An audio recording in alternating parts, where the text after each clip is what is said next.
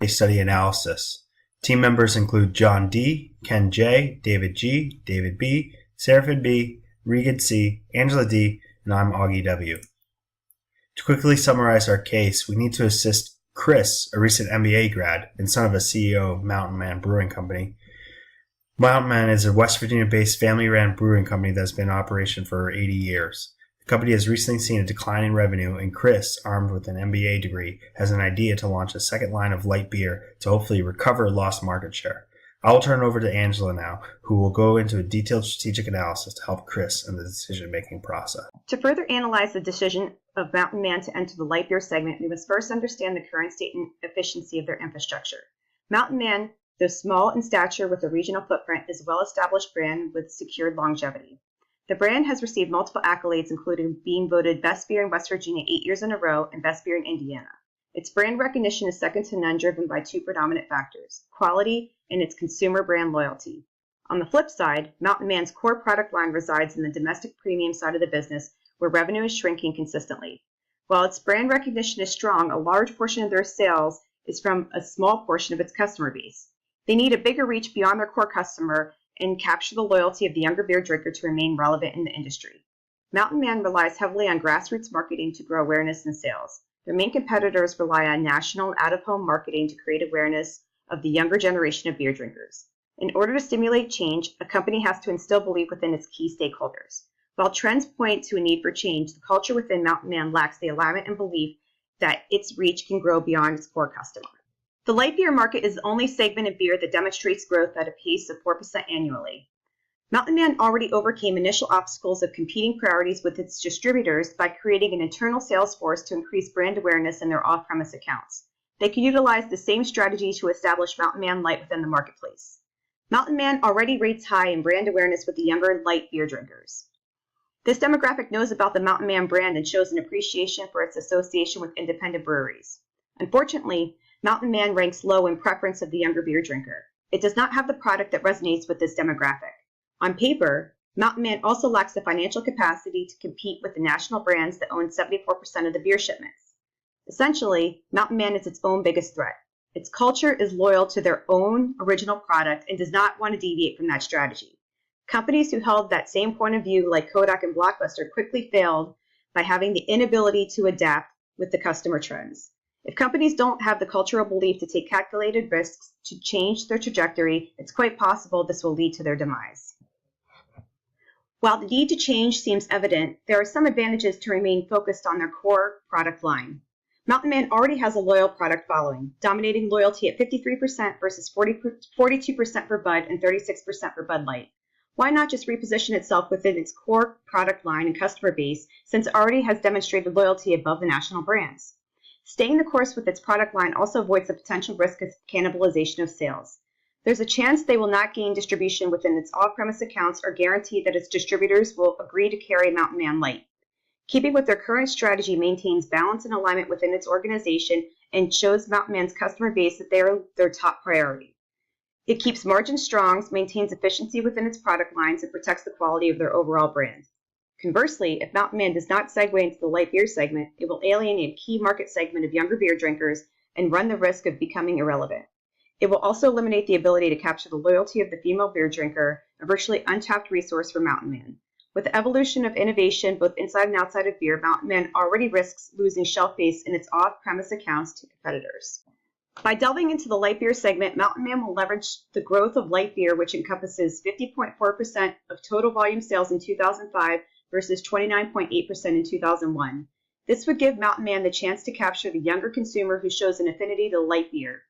This demographic represents 27% of total beer consumption, with twice as much spend as drinkers over the age of 35. Mountain Man would also drive awareness within this group and grow shares in their on-premise accounts as well. To successfully launch Mountain Man Light, Mountain Man must make significant initial investments. They will have to make changes to their current production lines, source additional packaging, and increase spending in marketing and advertising. These components all lead to an increase in cost per barrel with shrinking its gross margin. Mountain Man must develop a marketing strategy to avoid alienating their customer base while in conjunction winning over the younger beer drinker. They must also influence their distributor network to prioritize Mountain Man Light within their current brand portfolio to secure distribution within the marketplace. Mountain Man win with light? Their path to success lies in three components. Number one is to win with space and assortment. Mountain Man will set up meetings with the buyers of the beer categories of each key retailer to align on assortment strategy. This includes recommending a plan of which items will come out of the planogram based on the lowest average per store day sales, which leads to incremental placements within the cooler for Mountain Man. Brand recognition inside of the store is crucial to build market basket, grow customer awareness, and build the brand. A promotion strategy via each retailer ad circular to include Mountain Man Light will drive trial and value to the customer. Mountain Man will also gain display commitments from each retailer to leverage key holidays, seasonal activity, and specifically during ad promotions. By strategically increasing net distribution of Mountain Man and Mountain Man Light, this will drive incremental cases into the stores through display activity and features and ensure immediate growth in revenue per outlet. Second, Mountain Man must influence their distributor network to prioritize this product within their current brand portfolio to secure distribution within their marketplace. This can be done through the creation of a distributor incentive. For every display executed in the store, the distributor sales representative will receive a monetary reward. This ensures execution at store level and that all planned incremental cases get placed into the stores. It's an initial investment in revenue to drive volume and placements. When all plans have been agreed upon by the supplier Mountain Man, retailers, and distributors, Mountain Man will host a product launch rally to create excitement within its new product line. The key that ties this plan together is to highlight certain value attributes in the marketing campaign. A focus on Mountain Man's product quality while highlighting the ability to drink beer without the calories, connect with friends and family, and drink Mountain Man Light at a game, local bar, or pick it up on your way home from work are all important. The strategy within this campaign is to focus on welcoming the new generation of beer drinkers into Mountain Man family. This will be demonstrated through the connection to family first. The strategy will center around a father and son enjoying beer together. The father holding his Mountain Man Original, the son having a Mountain Man Light, along with a mother and daughter coming into the room to join with their Mountain Lights. It's focused on inclusion, which demonstrates expansion of the brand and family without alienating the core customer. Mountain Man's marketing strategy lies in grassroots, so this will help streamline its messaging in local bars and restaurants on premise. Mountain Man will host family happy hours and college nights. Since its genesis is in West Virginia, Mountain Man will also create a partnership with the Mountaineers, specifically during football season. This is the way to reach the masses and take advantage of the most popular pastime in the state. Mountain Man will take you down the country roads to a place where everyone belongs in West Virginia. Thanks, Angela. Chris should rely heavily on financial data to convince his father that launching Mountain Man Light is the correct choice for Mountain Man Brewing Company. Let's take a quick look at the current market situation and try and project if launching Mountain Man Light makes financial sense for the business. In 2005, the domestic light beer market was dominated by the big three light beers, Bud Light, Miller Lite, and Coors Light. These brands comprised roughly 65% of the market. A market structure heavily weighted towards the big three meant great opportunity for other light beer brands to grab market share. Here's a list of the top 30 fastest growing beers in 2005. As you can see, the light branded beers accounted for roughly 1/3 of the list, setting the table for new light brands to grow rapidly in a quick and changing environment. Next, Regan will walk us through how Chris should appropriately forecast and attack this market based on the information presented thus far. The previous slide showed that the light beer market is growing at a rapid pace. Let's take a look at what the potential market share and revenue might look like for Mountain Man Light over the next 3 years. In order to project the potential revenue, we assume that the light beer market would grow at a compounded annual growth rate of 4%. We also assume that the price of a barrel of Mountain Man Light would be equal to the price that they charge for Mountain Man Lager, which we calculated to be $97 per barrel. We simply took the 2005 revenue and divided by the number of barrels sold.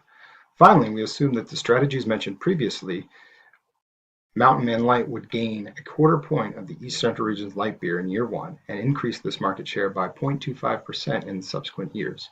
Using these assumptions, we project that Mountain Man will sell almost 49,000 barrels in 2006, 101,000 barrels in 2007, and almost 160,000 barrels in 2008. The total projected revenue, as shown on the slide, comes in around $5 million, $10 million, and $15 million annually per year, respectively. Now, armed with these revenue projections, Chris Prangle will need to show his father if and when Mountain Man Light will break even. Fortunately, Mountain Man Brewing Company has excess capacity, so only minimal investment is needed to launch the new product. The fixed cost will include a one-time initial investment of $750,000 to fund an initial 6-month marketing campaign. Selling general and administrative expenses will increase by $900,000 annually. Variable costs for Mountain Man Light are $4.69 higher than Mountain Man Lager for a total variable cost of $71.62 per barrel. With a price per barrel of $97, Mountain Man Light will have a contribution margin of $25.38. We divide our annual fixed cost by the contribution margin, it results in a break-even barrel volume of 65,000 barrels in 2006, but then drops to 35,400 barrels in subsequent years. Multiplying the break-even units by the $97 per unit price results in break-even revenue of $6.3 million in year one and $3.5 million in the following years. When you compare the projected sales to the break-even analysis, you will find that Mountain Man Light should produce a profit in 2007, only its second year of production. The projected $1.6 million profit in 2007 is more than enough to cover the expected $400,000 loss in 2006. So cumulatively over the 2 years, you'll be turning a profit. Chris's father was very concerned about cannibalization of the company's core brand, Mountain Man Lager. He estimated that the light product could reduce lager revenue by 5% or more. If you take this 5% reduction in revenue into account, there is additional cost, quote unquote, of around $2.5 million. If this scenario plays out, Mountain Man Light would now become profitable in year 3 when the projected revenue of $15.4 million is more than sufficient to cover all costs of the estimated loss of revenue due to cannibalization. If Mountain Man Brewing Company is successful in increasing its share of the light beer market by a quarter point each year, and the market continues to grow at a 4% pace, Mountain Man Light will be an extremely profitable product for years to come. So in conclusion, we believe Mountain Man Brewing Company absolutely should launch Mountain Man Light in 2006. In 2006, the beer market is in a state of change. Mountain Man Brewing Company cannot afford to stick to its traditional lager as a sole offering if it wants to survive. Customer tastes are changing, and regional brewers must adapt to these changes or face extinction. Mountain Man Light should be launched as soon as possible to gain market share of the rapidly growing light beer market in the East Central region. This decision will expose a new generation to the Mountain Man brand and should lead to increased profit for the company by as early as 2007. That is a wrap for our analysis. We thank you for your time and look forward to the discussion portion in the coming week.